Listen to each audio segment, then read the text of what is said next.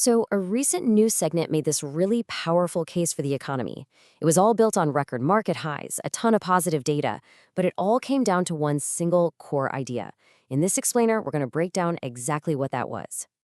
And here it is. The data doesn't lie. This was the central claim, the very foundation of their entire argument.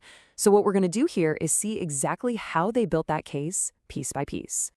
All right, let's get into it. We're going to look at 5 key parts of their argument. First, how they set the scene with this record-breaking economy. Then, the way they framed the whole debate against so-called naysayers. Third, the specific data they used for proof. Fourth, and this is crucial, how they tied it all back to politics. And finally, we'll look at their forecast for an even stronger future. Okay, so first up, the segment kicks off by painting this picture of a just booming economy, and they really zoomed in on a super strong holiday season, especially for investors. See, their argument was anchored in stuff that had just happened, really tangible things.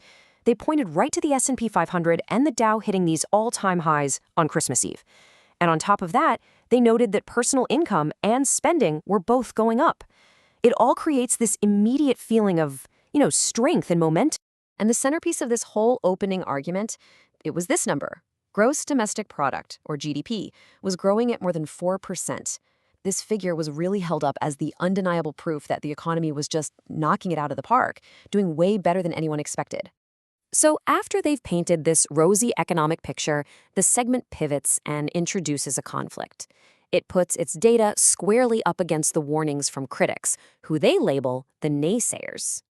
And the contrast they set up is pretty stark. On one side, you've got these really dire predictions that new policies were going to clobber American families. And on the other side, well, the segment presents what they call hard economic facts, like that record-high S&P 500, as the reality that just completely disproves all those fears.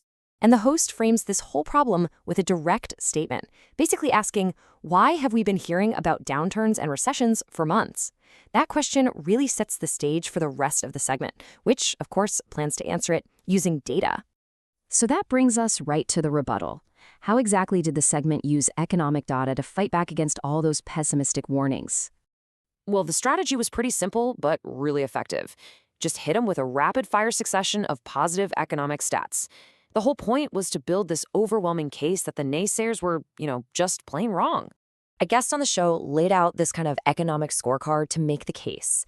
They pointed to core inflation and gas prices going down, food prices leveling off, and wages going up. You combine that with trillions in new investment and a climbing stock market, and it paints a pretty comprehensive picture of a very healthy economy. And to really drive the point home, they focused specifically on how the stock market had been doing since April 2nd of that year. The S&P 500 up 23%, the Dow up 16%. These numbers were basically held up as the ultimate refutation of anyone who had been predicting a market crash. And here's a smart move. To make all this big data feel personal, the segment highlighted the price of gas, pointing out that a gallon was well below $2 in some states. Well, that's a super powerful way to connect a huge macroeconomic argument to something you see every day. Okay, so once they've laid out the whole economic case, the argument pivots. This segment then starts to connect all these data points to a very specific political conclusion. So the core political argument they put forward was essentially this. For their political opponents to succeed, the economy has to do poorly. And because of that, the segment argued, these opponents and their allies in the media will just keep pushing a negative story, no matter what the data actually shows. And look, this wasn't just hinted at, it was said, flat out.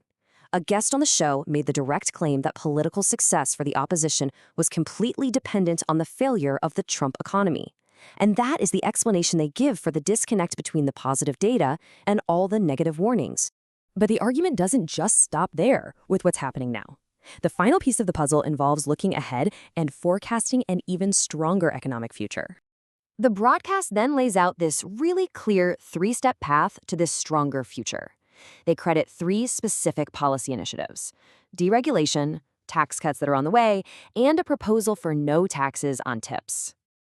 So this optimistic forecast is presented as this clear upward trajectory, right? You start with today's GDP growth over 4%, then you move to 2026 when the tax cuts fully kick in, and you end with this really confident prediction that the future is going to be even better.